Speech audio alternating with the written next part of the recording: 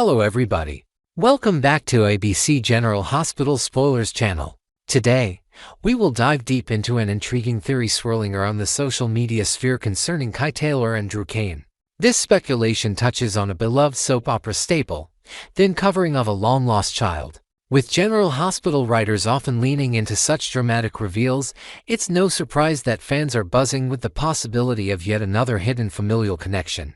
In this extended exploration, we'll unpack the layers of Kai's storyline, Drew's unexpected mentorship, and the potential bombshell of a paternal link that could reshape their dynamic in Port Charles. Kai Taylor's turbulent journey, a life altered by injury. Let's start with Kai Taylor, a young man whose world was shattered by a devastating football injury that abruptly ended his promising athletic career. Once a rising star on the field, Kai found himself grappling with the harsh reality of a future without the sport that defined him. The emotional toll of this loss cannot be understated. In the dreams of stadium cheers and championship glory replaced overnight by the quiet uncertainty of hospital rooms and rehabilitation.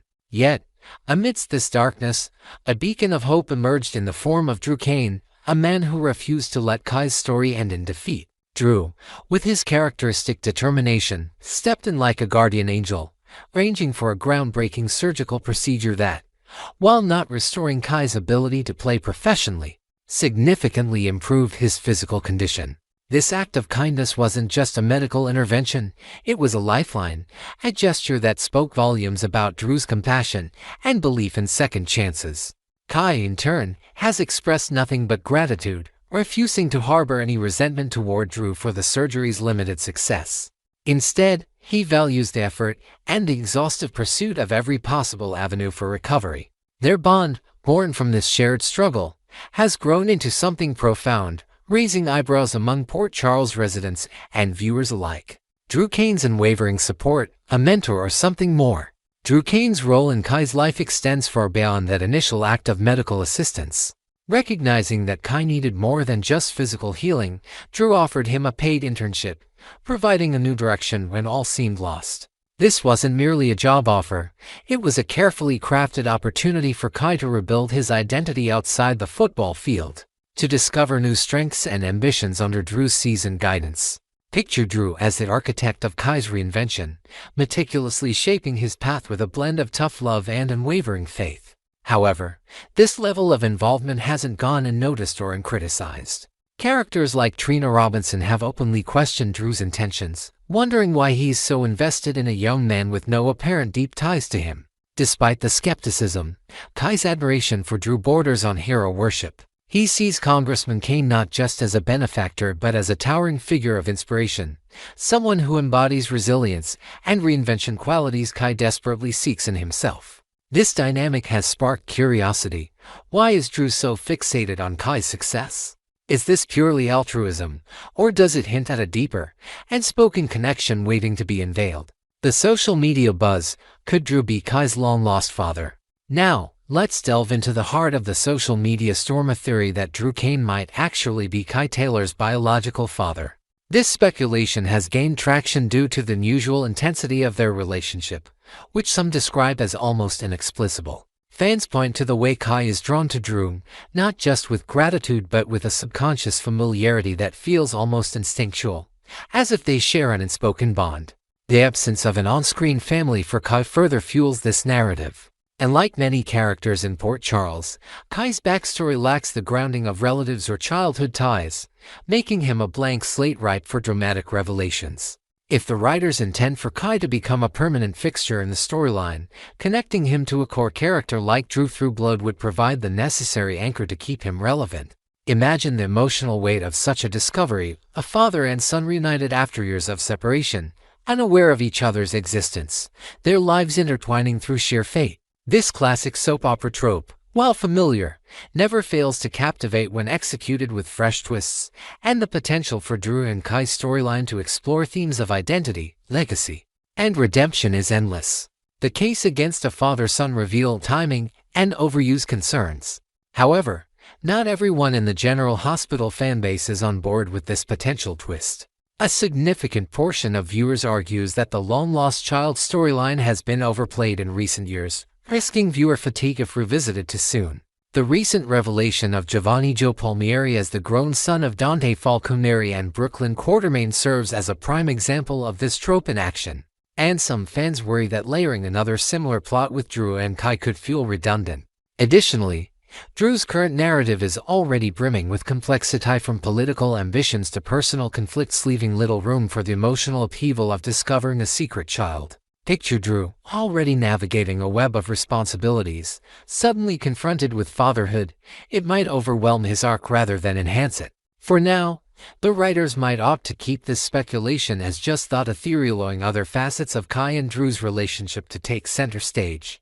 Perhaps their bond could be explored through mentorship alone, highlighting themes of chosen family over biological ties, a refreshing departure from the expected. Kai's future in Drew's orbit. What lies ahead? Regardless of whether a familial link emerges, one thing is certain: Kai Taylor will remain closely tied to Drew Cain's world. Their intertwined paths promise further developments that could impact other key relationships, particularly Kai's interactions with Trina Robinson. Trina's wariness of Drew's influence over Kai adds a layer of tension, hinting at potential conflicts or alliances that could shape Kai's journey. Will Trina's skepticism prove warranted, uncovering hidden motives behind Drew's generosity? Or will she come to see the genuine care in Drew's actions, perhaps even softening her stance? Beyond this, Kai's internship under Drew's wing could introduce him to the political underbelly of Port Charles, exposing him to power struggles, ethical dilemmas, and the weight of public scrutiny challenges that could test his resilience in ways even football never did. As Kai carves out his place in this complex landscape, his admiration for Drew might be both his greatest strength and his Achilles heel, leaving viewers eager to see how far this mentorship will take him. Next, we will uncover the explosive developments surrounding Michael Corinthos, Willow Tate, and a shocking courtroom decision that has left Port Charles reeling. In a stunning turn of events, Michael has been awarded full custody of his children, Wiley and Amelia, following a ruling by Judge Eva Heron.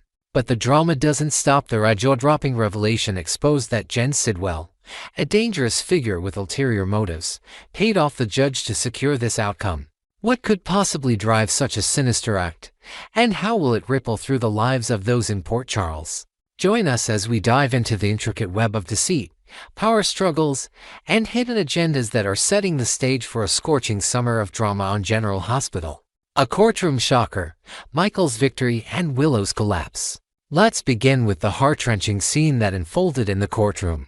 Michael Corinthos emerged victorious when Judge Eva Heron granted him full custody of Wiley and Amelia, the children he shares with Willow Tate. For Michael, this decision must have felt like a long overdue triumph, a chance to solidify his role as the primary protector of his family amid ongoing tensions.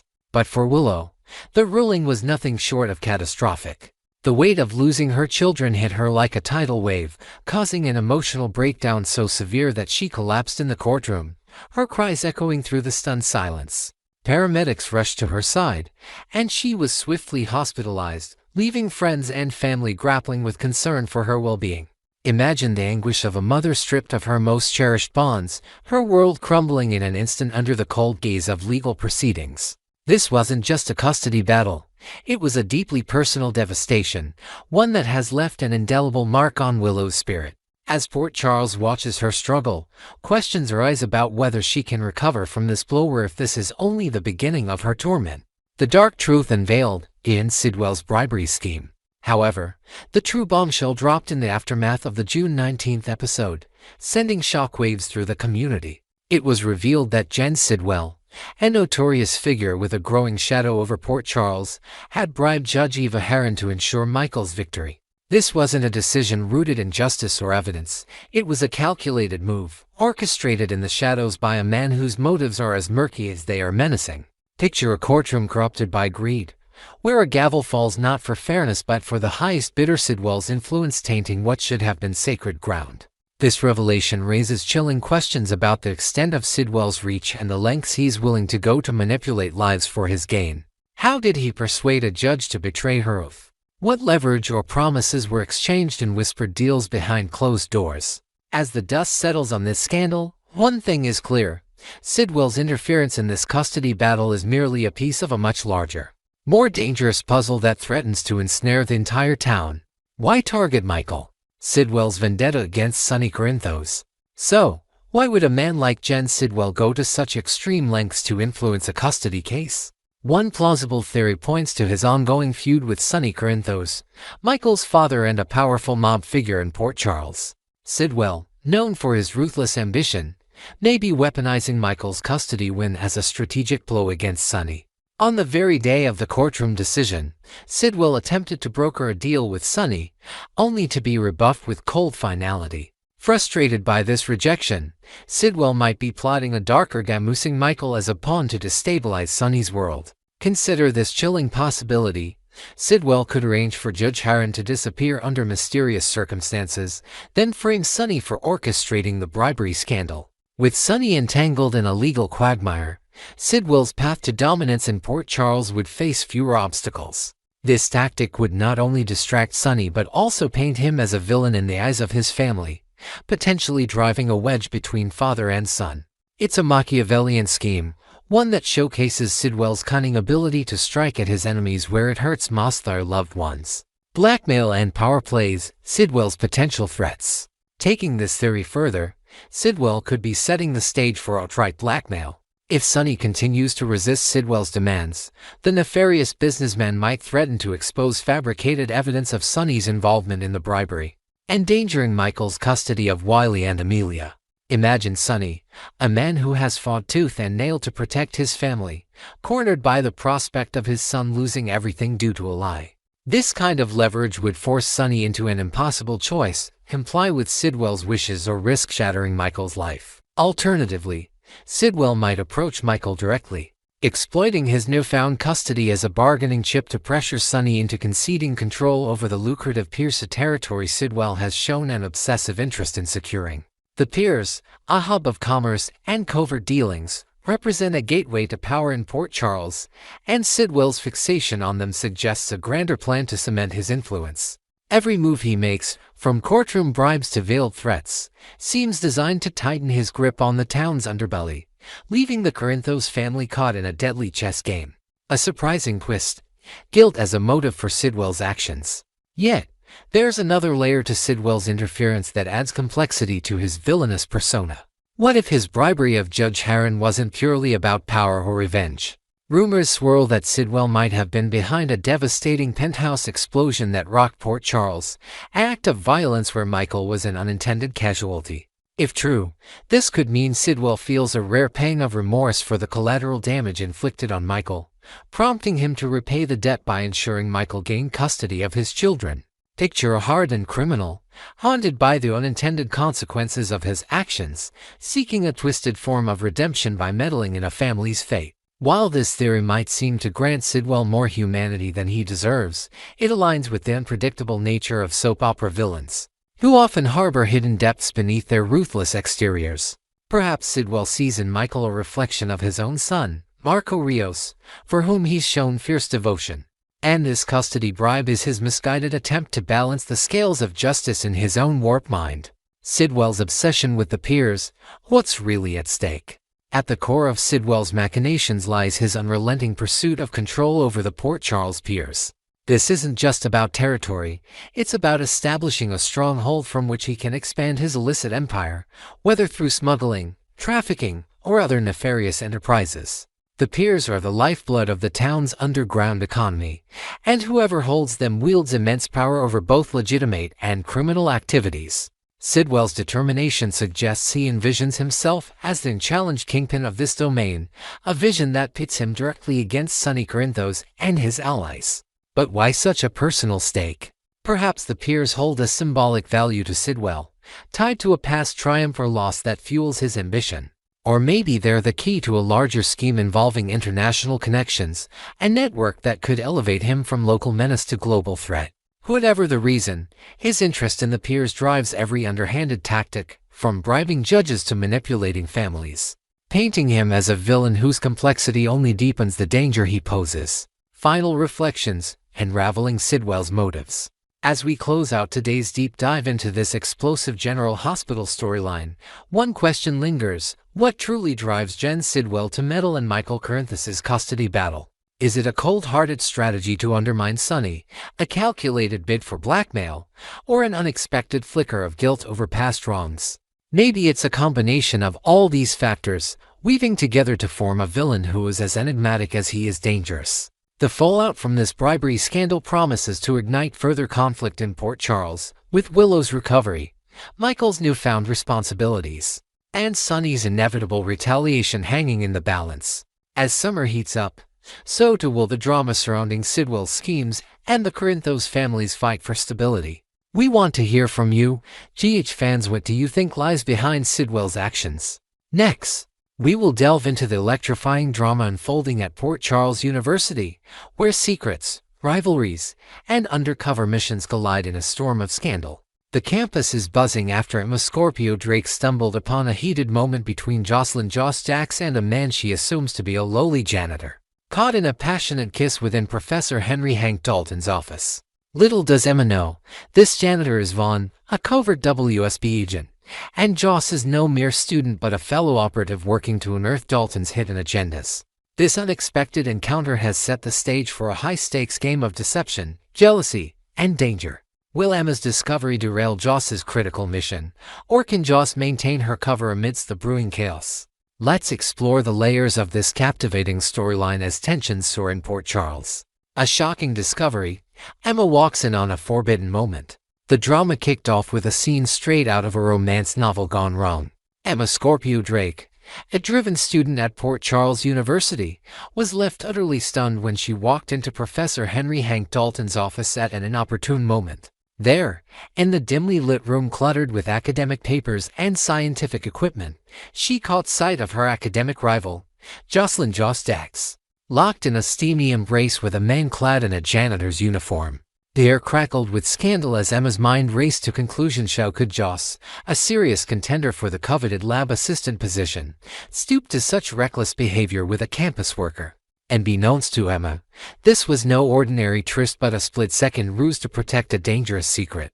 The supposed janitor was Vaughn, a skilled WSB agent in disguise, and Joss herself is deeply embedded in a covert operation. Their kiss, far from a lover's indiscretion, was a desperate act to avoid suspicion while snooping through Dalton's office.